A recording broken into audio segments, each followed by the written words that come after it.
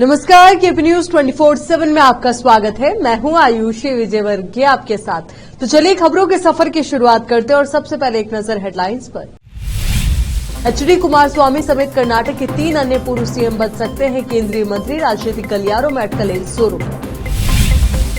बगीचे की जगह बनाया 5 स्टार होटल। ईडी की शिवसेना यूबीटी एमएलए के परिसरों पर छापेमारी।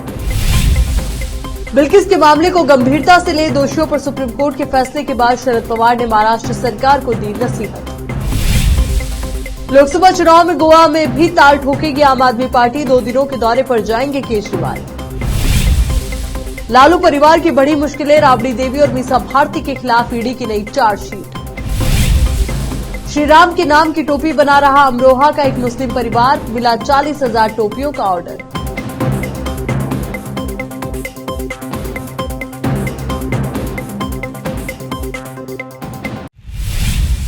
अब देखते हैं समाचार विस्तार से। बसव कल्याण तालुके के मटाला ग्राम के किराना दुकान को 3 जनवरी को आग लगी थी, जिसमें गरीब परिवार का नुकसान हुआ था।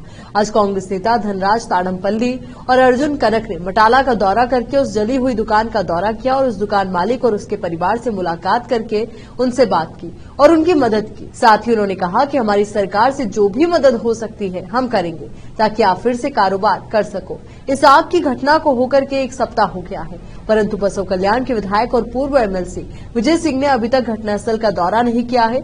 बसव कल्याण से केपी न्यूज के संवाददाता समीर शेख की रिपोर्ट।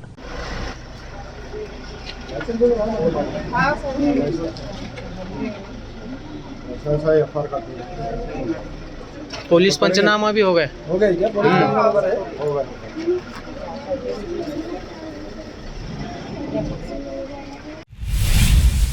राजनीतिक गलियारों में अटकलें जोरों पर है कि जेडीएस विधायक दल के नेता एचडी कुमारस्वामी और 3 अन्य पूर्व मुख्यमंत्रियों को प्रधानमंत्री नरेंद्र मोदी के मंत्रिमंडल में शामिल किया जा सकता है।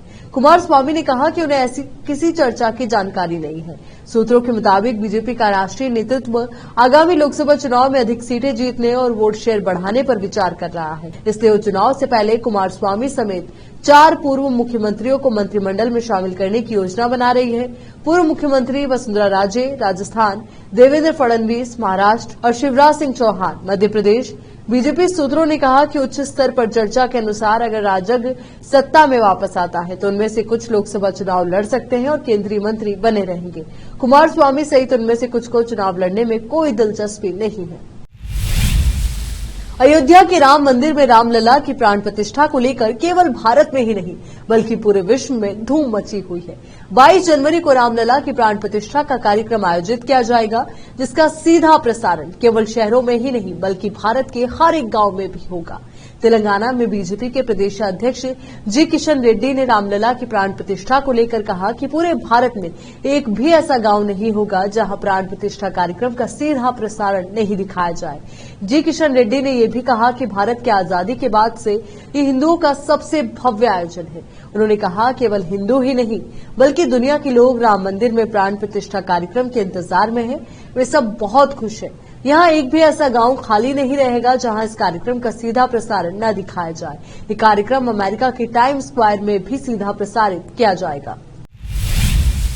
सदस्य विधान परिषद बीआरएस के कविता ने बिल्किस बानो मामले पर दोषियों की जल्द रिहाई के आदेश को रद्द करने के सुप्रीम कोर्ट के फैसले का स्वागत किया। इस संबंध में कविता ने सोशल मीडिया प्लेटफॉर्म एक्स पर अपनी प्रतिक्रिया व्यक्त की और कहा कि बिल्किस बानो बेहद दर्द और पीड़ा से गुजर चुकी है, लेकिन सुप्रीम कोर्ट का फैसला महिलाओं की सुरक्षा के लिए अटूट दृढ़ संकल्प का एक शक्तिशाली संदेश है। उन्होंने पोस्ट किया कि न्याय की हमेशा जीत होती है और इस तरह हर निर्णय एक महत्वपूर्ण उदाहरण स्थापित करता है कि हमारा देश महिलाओं के साथ खड़ा है।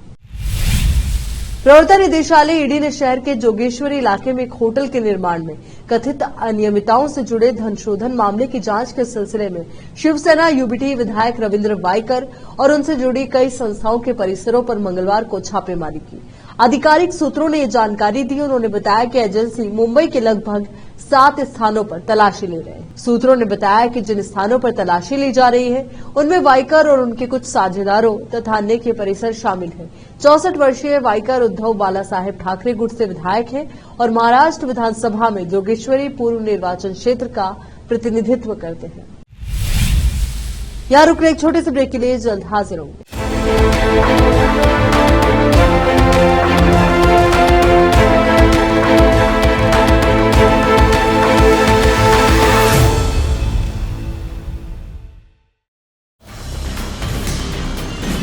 हिंदुस्तान के हर कोने में हम हैं मौजूद।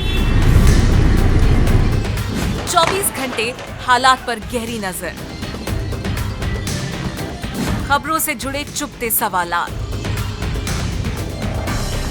और आपको दिखाता है धार्मिक, सामाजिक, राजनीतिक, लोकल और इंटरनेशनल न्यूज की सबसे बेहतर कवरेज, जो आपको रखती है हर पल बाखबर। देश और दुनिया भर की खबर के लिए देखते रहें केपी न्यूज 24/7। ब्रेक के बाद एक बार फिर से आपका स्वागत है। राष्ट्रवादी कांग्रेस पार्टी यानी कि एनसीपी के अध्यक्ष शरद पवार ने मंगलवार को महाराष्ट्र सरकार से अपील की कि वह बिल्किस बानो के मामले को गंभीरता से ले। पवार ने नसीहत देते हुए कहा कि शिंदे सरकार इस बात को ध्यान में रखे कि सुप्रीम कोर्ट ने इस जघन्य अपराध के बारे में क्या कहा है। गौरतलब है कि सुप्रीम कोर्ट ने सोमवार को गुजरात सरकार पर अपनी शक्तियों का दुरुपयोग करने का आरोप लगाया था। कोर्ट ने 2002 के दंगों के दौरान बिल्किस बानो से सामूहिक दुष्कर्म और उनके परिवार के 7 सदस्यों की हत्या के मामले में 11 दोषियों को सजा में छूट देने के राज्य सरकार के फैसले को रद्द कर दिया था। वहीं दोषियों को 2 हफ्ते के अंदर सरेंडर कर जेल भेजने का निर्देश दिया। बता दें कि गुजरात सरकार ने सभी 11 दोषियों को अपील के बाद 15 अगस्त 2022 को सजा में छूट दे दी थी। उनकी रिहाई के मामले पर सुप्रीम कोर्ट ने गुजरात सरकार को फटकार लगाई और कहा कि उसने दोषियों को सजा में छूट देने के महाराष्ट्र सरकार के अधिकार में दखल दी। दरअसल बिल्किस ने सबूतों के साथ छेड़छाड़ और गवाहों को खतरे में डाले जाने की आशंका जताई थी, जिसके बाद गुजरात हाईकोर्ट ने मामले की सुनवाई अहमदाबाद से मुंबई स्थानांतरित कर दी थी। इस लिहाज से दोषियों की सजा माफी का अधिकार भी महाराष्ट्र सरकार के पास रहा। लोकसभा चुनाव से पहले दिल्ली की सत्तारूढ़ पार्टी आम आदमी पार्टी की नजरें अब गोवा पर टिक गई है। पता चला है कि आम आदमी पार्टी के राष्ट्रीय संयोजक और दिल्ली के मुख्यमंत्री अरविंद केजरीवाल एक बार फिर गोवा दौरे पर जाने वाले हैं। मीडिया के अनुसार केजरीवाल 11 और 12 जनवरी को गोवा में होंगे। पार्टी सूत्रों ने इस बात की पुष्टि की है कि उनका दौरा पूरी तरह से लोकसभा चुनाव की तैयारियों के जायजे के लिए हो रहा है। वो सूबे में पार्टी कार्यकर्ताओं के साथ कई दौर की बैठकें और रणनीति पर चर्चा करेंगे। पार्टी सूत्रों ने बताया है कि लोकसभा चुनाव में केंद्र की नरेंद्र मोदी सरकार को उखाड़ फेंकने के लिए बने विपक्षी गठबंधन इंडिया में गोवा में सीट बंटवारे को लेकर भी चर्चा हुई है। आम आदमी पार्टी ने दिल्ली, पंजाब और हरियाणा के अलावा भी गोवा में लोकसभा चुनाव लड़ने की मांग की है।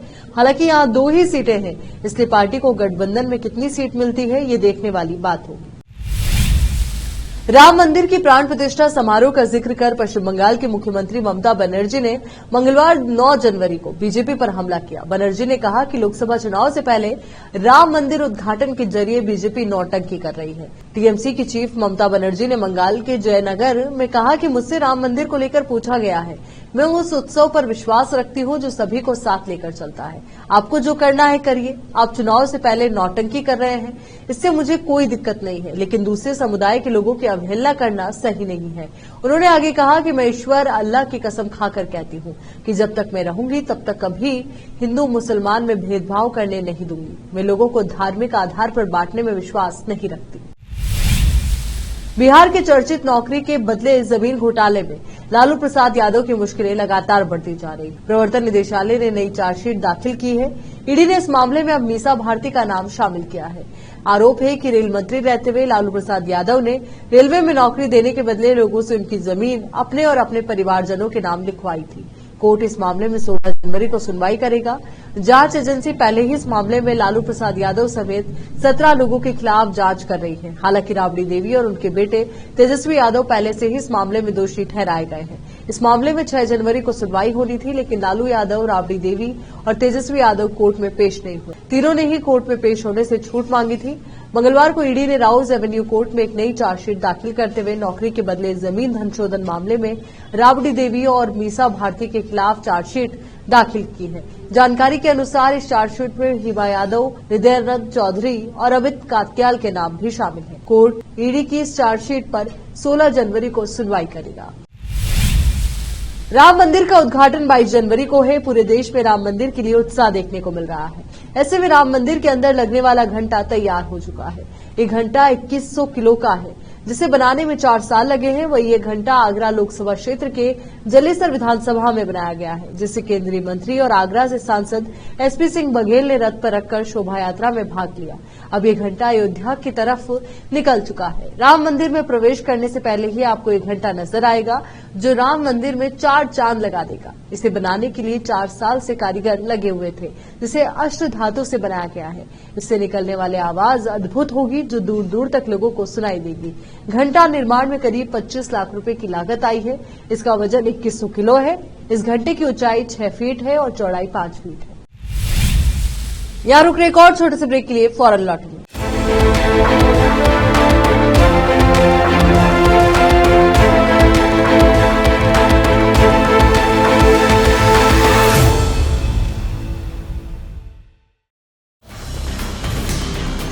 हिंदुस्तान के हर कोने में हम हैं मौजूद। 24 घंटे हालात पर गहरी नजर,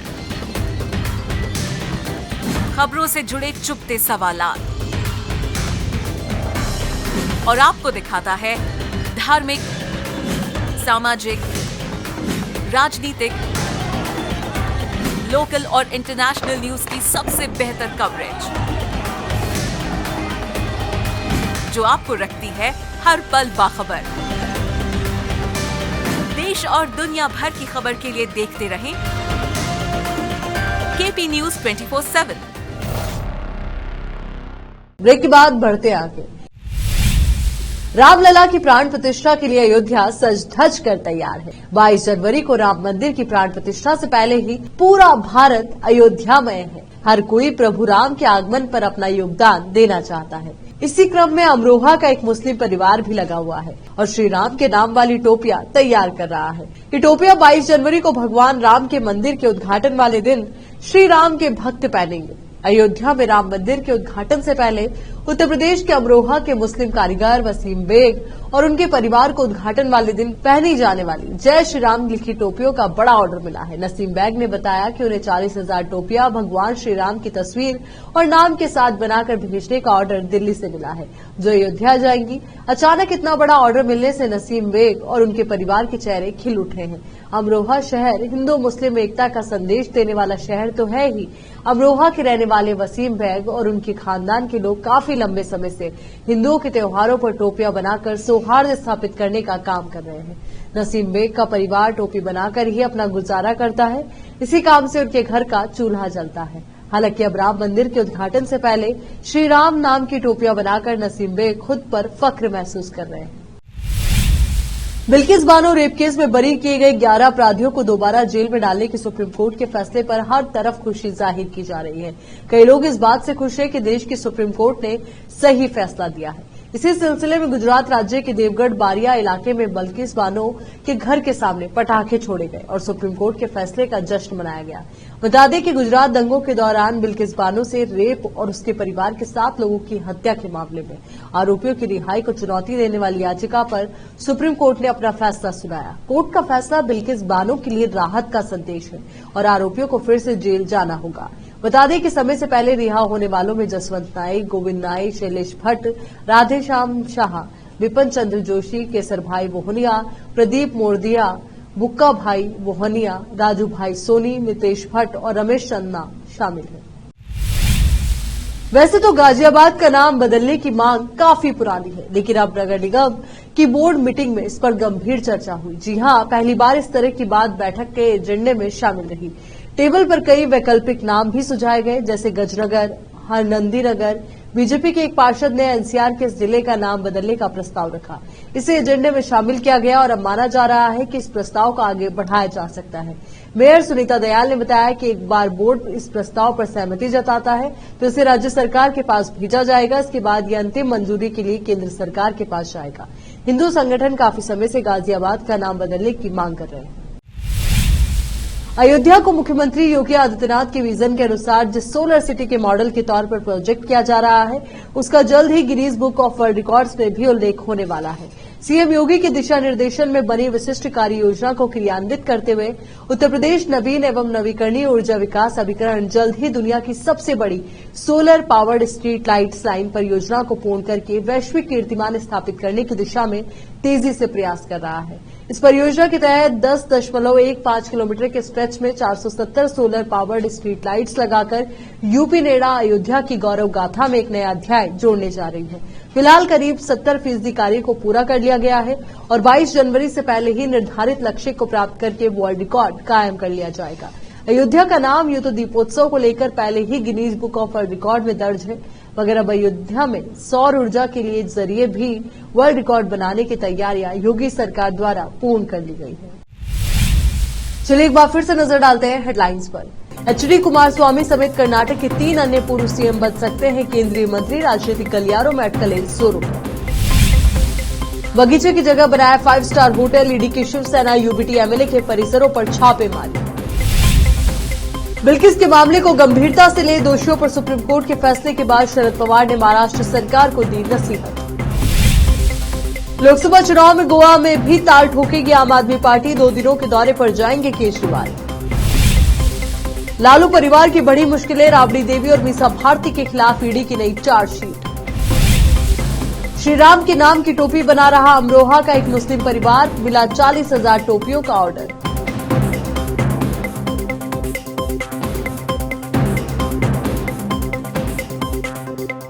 केपी न्यूज के इस बुलेटिन में फिलहाल के लिए इतना ही। देश और दुनिया से जुड़ी तमाम ताजा खबरों के लिए आप बने रहिए केपी न्यूज 24/7 के साथ। धन्यवाद।